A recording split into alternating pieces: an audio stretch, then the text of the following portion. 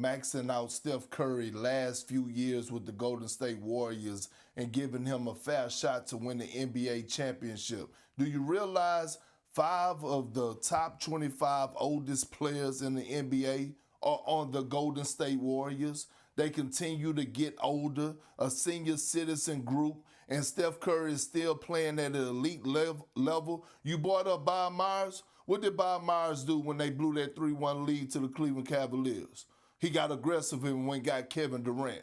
This is what I'm trying to explain to you, S.A. and Vinny. You go out and you make a move. It may not be the perfect piece, but you adding Jaylen Brown to this roster and figuring out a way to bring him in is an upgrade and it's help for Steph Curry. We don't know when Jimmy Butler is going to come back. And when he does come back, we don't know what he's going to look like. That's why you go get a young 28, 29-year-old. You know it's bad when Steph Curry's biggest criticizer has to beg the organization to go and get him some help.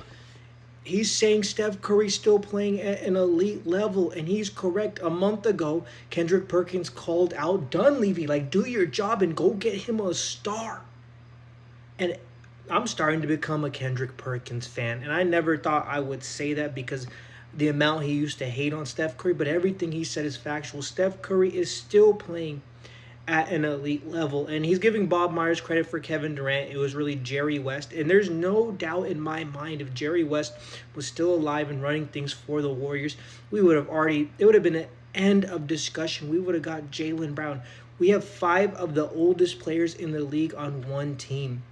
With Butler healthy, Moody healthy, and Steph, we were 8th in the West, and that was after going on a winning streak.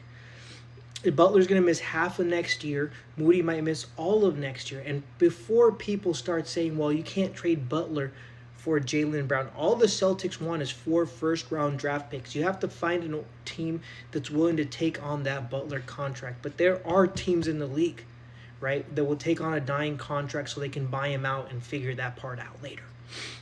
But it takes 4 first. That's it. It blows my mind that you'll want to run things back. You re-sign Al Horford. You're looking to sign Tingus Pingus. And you think an 11th draft pick at age 24, who's a good player, is going to elevate things when 2 players who make $70 million are going to miss the entire year? It's like if you give up 4 first-round picks for Jaylen Brown, that is ideal. That would be a great decision. You have to keep in mind the Knicks gave up 5 first-round picks for Mikal Bridges, and Mikal is nowhere near the level of Jaylen Brown. And Steph is still playing at an elite level. But if you run it back, we might win a few games to start the season, but it's going to be Steph, Pajemski, Jackson Lindenberg, Draymond, Tingus Pingus. Tingus Pingus calls it wraps by week 2. And Steph has runner's knee. He's going to run into the ground. We saw that happen after Moody and Butler went down. And if you get Jaylen Brown, like, first of all, this is an organization that has not done well in the first round in the end of Bob Myers and beginning of Mike Dunleavy, right? His career. However, if you get Jaylen Brown, you're not going to...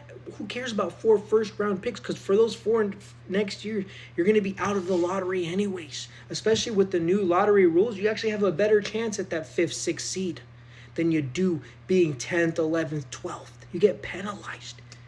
Like, why are we... Since Jerry West left. Jerry West was credited for bringing Iguodala. He was credited for bringing Kevin Durant, signing Sean Livingston, telling them not to trade Clay for Kevin Love, right? It blows my mind since 2020, we've not been willing to go all in Steph Curry, and he still delivered a championship. Could you imagine if we went all in?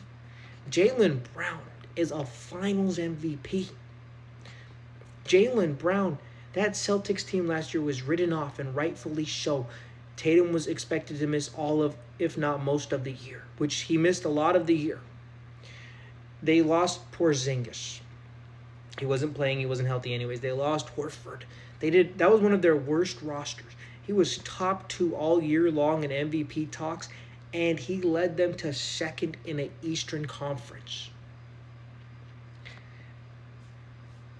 if you want to be relevant, and it blows my mind because it's not a gimme that you get the first pick in the draft. It's actually almost impossible with this new drafting rules. And even if you get a 1 to 2 to 3 pick, none of those guys are guaranteed to be Jaylen Brown, who averaged 29 points per game last year. It blows my mind that they won't pull the trigger 4 first rounds for JB. Like, how are you not pulling this trade off by? You got to get rid of Butler. 56. If he wasn't making 56 million, that's fine. But JB is set to make 57, only 1 million more.